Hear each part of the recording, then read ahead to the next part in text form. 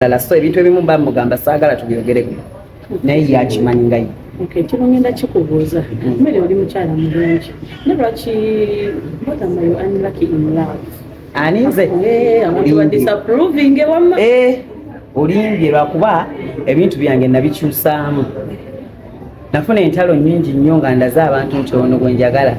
kati ebintu byange nange ate nesanga nti abantu benjagala babuvunaanyizibwa nnyo, balina ebintu byabwe byebakola. Kati bambi mbasaagala bateeka mu ntalo kubanga omusajja buli lwomuteeka mu kamera oba omusombedde entalo so tagenda kukola kikumalako. Kati okumusigaza n'okumukuuma alina kubeera ekyo. Naye mukwano nga ndilake mulaavu nze nina abaana, nze nina abantu nga Sente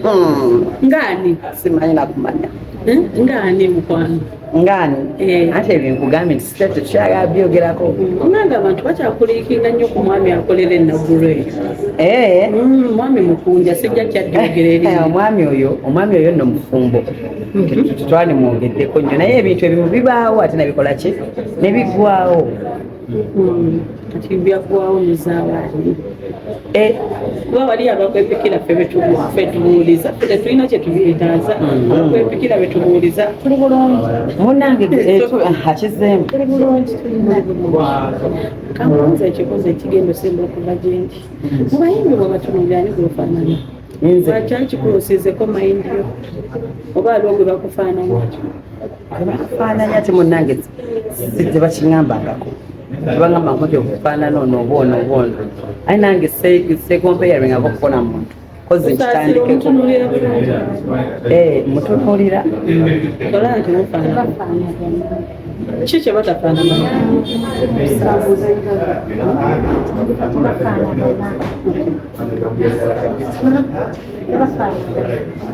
Sasira mumanyi bulungi Ameria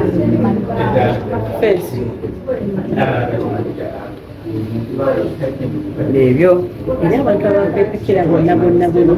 ababuuza n'obuuza nti naye Sente zolina ozijjawa ennyonyi zaafuka obugaali ku sayidi yo.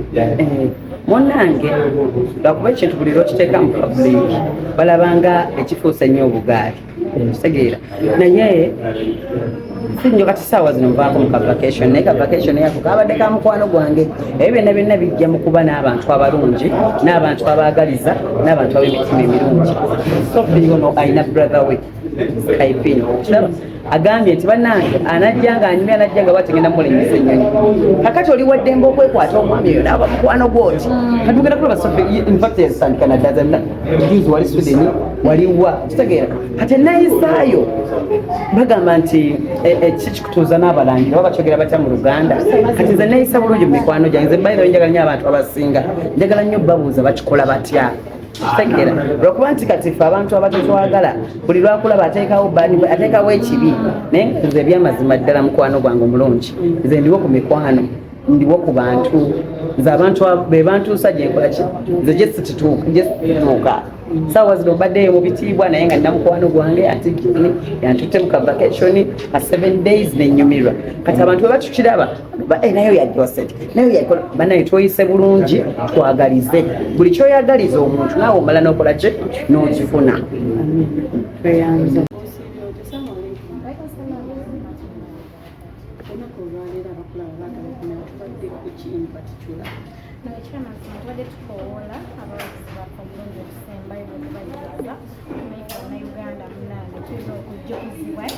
Tumanyi okwerabira so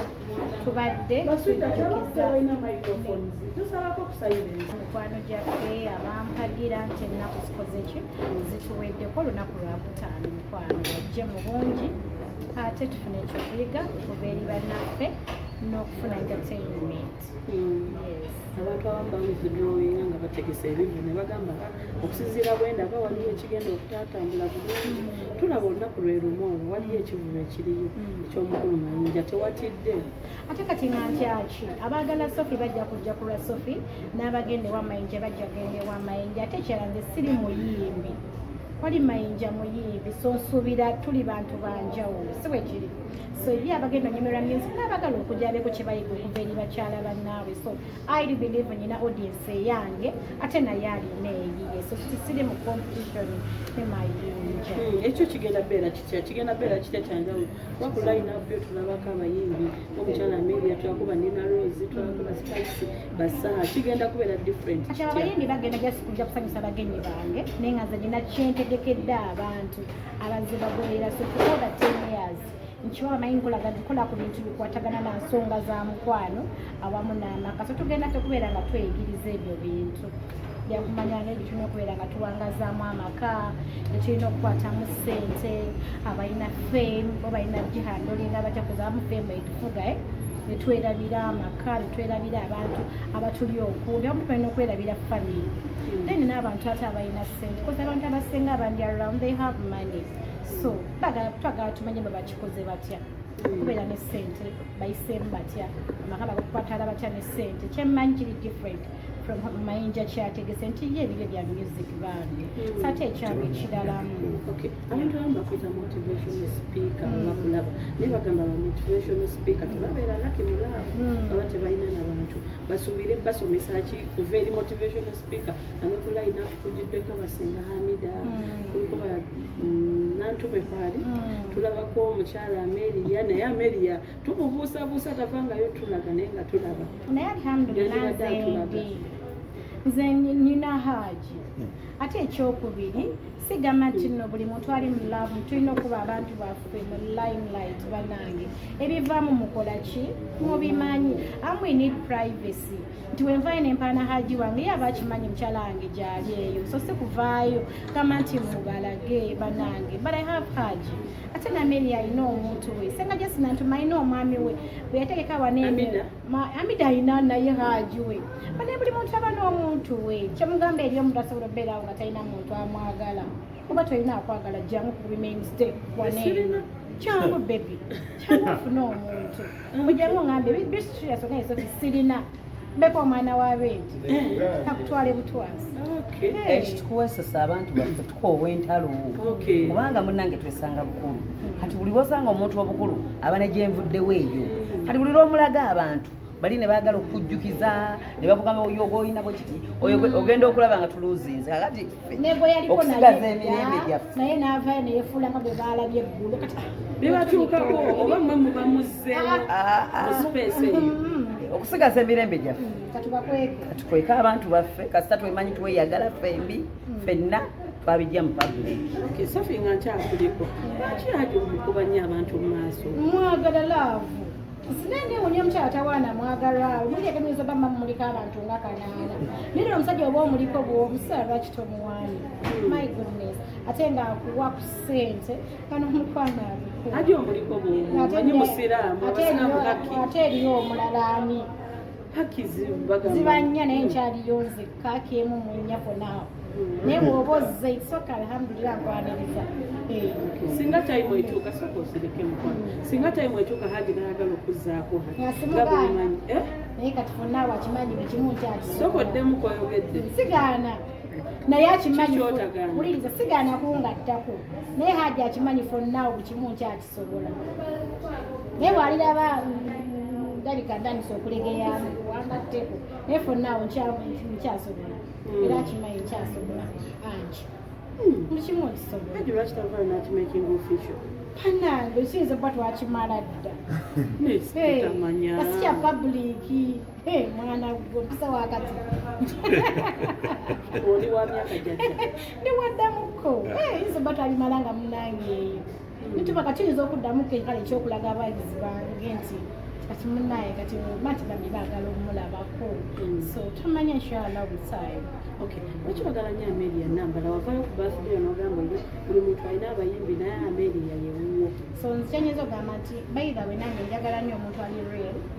omuntu ayagaliza omuntu alina okwagala okwanama ddala tibangi tuba n'abantu abatuli around naye ngaekyamazima takwagaliza nga tayagala obeere kyali so Ameria y'omuntu gw'oba naye ng'ayagala obeere kyali okitegeera ye muntu agamba kale mbano nyinayo miliyoni zange Sophie olina okubaamuko n'ettaano tuyiyiza tutya Sophie olina miliyoni bitu zikoze kulanga zeeyongerako so omuntu akwagaliza kulaba Sophie engozi eyinza okuba oli ku bigere njagala ovuga emmotoka bweti ya Ameria siriri kwekuusa tolina mukwano gwakulaba ng'oli bubi utambulye mu mmotoka ye mukwatire ensawo ekitali kwa Ameria olinayo boolaba nga abayimbi babafuula bwe batulenga bakyaliwa simanyi bayinza okuba gye bali tozibyogedde naye za Ameria wange tuli tuti yantegeera namutegeera aiva maaki mukyala ndaga nsinga sente nesinza kaba miliyoni 5 nanga Sophie tozinona genda wano bakuwe sente so awushitaga omuntu nga Ameria awushuwayo nti akusinga sente biki byolabirako ebyendabirako Ameria avuga emotoka yabbe yokusinga eyayo Ameria asala mu nnyumba yakawumbi gyesisulamu osaba mugagga sigenda bimala naye omusinga ekyomwami bagamba omwami eba investment y'amaanyi Ameria alina omwami we mumukwate bulungi kumulinde okumulima emizite alina okumuleeta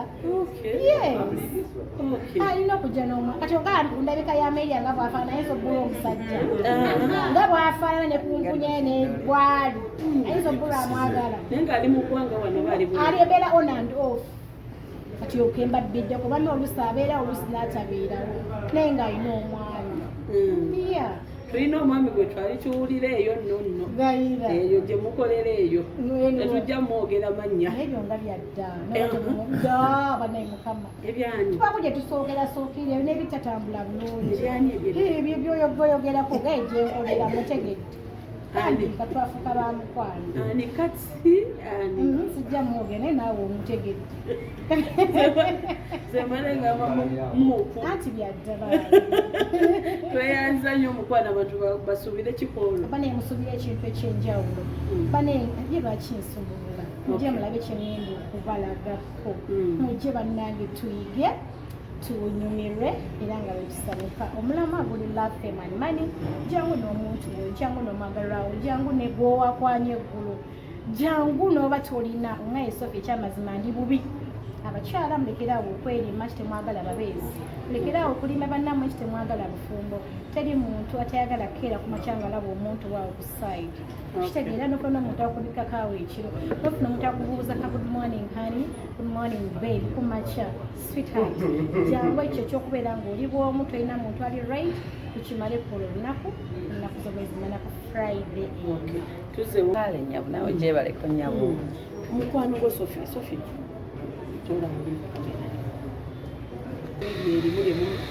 lyamaze mu industry naawe lyamaze mu music lwaki gwe ekinyegeje tekikwatangako nogamba kale naawe okolera at least kalisenas dina nga gwa Ameria naye munnange ze nakola dda concert ate nejjuza abantu kitegeera kozi ŋŋamba tolina okulayo ddi akalala ka concert naye nakola dda yali maiden tugamba concert ennene ejja omwaka ogujja katujja kubanga Sophie mwaofu kunze Sophie mulala nange ndimulala muyimbi naye ebintu bibirala mukwano nakikozeemu dda munnange ebintu bikwatagana omuntu omulungi n'omulungi mukama bakola ki abasisinkanya Sophie mulungi alimu byenjagala muntu mulamu asiima kubanga waliwo ebintu omuntu oyinza n'omuwa gilasi y'amazzi n'atagisiima oyinza okumuwa gilasi y'amazzi n'agyerabira nagamba yagimpa naye yaggwawo kati biki naye Sophie asiima ne bw'omuwa ekintu ayagaliza muntu mukwata mpola tawaawabuka in fact ate nina kye nayongera okuyiga ku Sophie atalina conference eyo yaggwa omanyi abantu tubala emikwano gyaffe nga tetumanyi wanyiiga batya kati Sophie yagenda nanyiiga waggulu omwana si yange gyo yatwambaza yamunyiiza olugoye neluwayo nedaba Sophie ngawulira ngamba era eno saidi ya Sophie sigimanyi kanjirabe kanetegereze nawulira obudde buyise bwe mukubira amasimu guess what amanyi okuhandolinga newuunya nnyo Sophie engeri gyehandolinga ekintu ekyo omukyala omwana we yajja nangamba nange olugoye luliwa namugamba luluno nalwambala tekyatamuduze natuuka bulungi n'aba happy so n'ekintu ekyo kirungo Sophie omanyi omuntu okuba n'obusungu n'omanyi okuhandolinga obusungu nakyo si kyangu kyebaliza Katonda ebisinga okwawula abakazi baba abasajja ne Sente oba n'eŋŋambo oyinza kyogerako ekyo kati anti kisinziira omuntu gw'okwatagana naye maturity ye eri etya. Kati nze nkwatagana n'abantu abakulu newaba si mukulu mu myaka naye nga mukulu mu bwongo. Kati omuntu omukulu mu bwongo waliwo obusongasonga obwo obutaba na makulu ti ate banjogeddeko nsinza kwogera ku mukwano gwange mba njagaliza mukwano gwange. Kati bw'abanga tufaanagana tewali kiyinza tutwawula. Okay, Rema ina Namulondo naawe olina ono ku show ya Rema Namulondo yakola buli kimu ogenda kukola kikulwa mukwano gwo. Simanyi lwakola katabi bagambye naye bingi byenkola lwakuba nti si bingi tutwagala tubyogere mu kamera kubanga abantu emitima gyabwe si tegiri strong bayinza obbiraba obulala so ebintu ebimu bamugamba saagala tubyogereko naye yakimanyi nga ye. Okay, kibongenda kikubuuza mmere oli mukyala mulungi naye lwaki what am I unlucky in love? Ani nze abantu ba disapproving ewamma olingi lwakuba ebintu byange nabikyusaamu nafuna entalo nnyingi nnyo nga ndaze abantu nti ono gwenjagala kati ebintu byange nange ate nenesanga nti abantu benjagala babuvunaanyizibwa nnyo balina ebintu byabwe byebakola kati bambi mbasaagala bateeka mu ntalo kubanga omusajja buli lwomuteeka mu kamera oba omusombedde entalo so tagenda kukola kikumalako kati okumusigaza n'okumukuuma alina kubeera ekyo naye mukwano nga ndilake mulaavu nze nina abaana nze nina abantu ngani simanyi nakumanya ngani mukwano ngani ate ebyo nkugambye nti sitete tukyagala byogerako nanga abantu bakyakuliikinga nnyo ku mwami akolera enaggulu eyo mwami mukunja sijja kyaddogera eri omwami oyo nno mufumbo twali mwogeddeko nnyo naye ebintu ebimu bibaawo ate nabikola ki nebiggwawo kati byaggwawo nezaabaani kuba wali abakwepikira ffe tubuuliza ffe tetulina kye tubyetaaza abakwepikira be tubuuliza tuli bulungi munange akizeemu tuli bulungi kamubuuza ekibuuzo ekigenda osemba okuva gyendi mu bayimbi bwe batunuulirani gwefaanana bakyakikuusiizeko mayindiyo oba aliwo gwe bakufaananya bakufaananya ate munange tebakiŋambangako tebagamba nkote okufaanana ono oba ono oba ono aye nange sekompeyaringako okufuna muntu kozi nkitandikeko mutunuulira olaba nti mufaanana ki kye batafaanana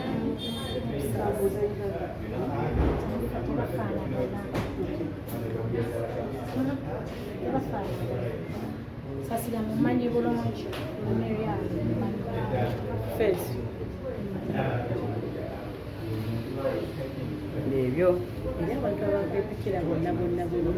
ababuuza n'obuuza nti naye sente zolina ozijjawo ennyonyi zaafuka obugaali ku sayidiyo munnange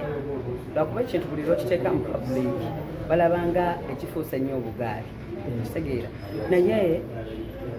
sinjo kati saawa zino nvaako mu kavacation naye kavacation yako kabadde ka mukwano gwange ebyo byonna bijja mu kuba n'abantu abalungi n'abantu abaagaliza n'abantu ab'emitima emirungi Sophie ono alina brother we Skype kiraba agambye nti bannange anajja nga anyumya anajja nga bategenda mulinyisa ennyonyi kakati oli waddembe okwekwata omwami oyo n'aba mukwano gwoti katugenda kulaba Sophie in fact yasitandika naddaza juzi wali Sweden waliwa kitegeera kati enayisaayo bagamba nti kikutuuza n'abalangira oba bakyogera batya mu Luganda kati nze neeyisa bulungi mu mikwano gyange nze mbaire njagala nnyo abantu abasinga njagala nnyo babuuza bakikola batya kitegeera lwakuba nti kati ffe abantu abatetwagala buli lwakulaba ateekawo ekibi naye nze ebyamazima ddala mukwano gwange omulungi nze ndiwo ku mikwano ndiwo ku bantu nze abantu be bantuusa gyenkola ki nze gye situtuuka saawa zino mbaddeyo mu bitiibwa naye nga nina mukwano gwange ati jini yantutte mu kavakationi ka 7 days nenyumirwa kati abantu bwe batukiraba nayo yajoseti nayo yakola banaye twoyise bulungi twagalize buli kyoyagaliza omuntu naawe omala n'okola ki n'okifuna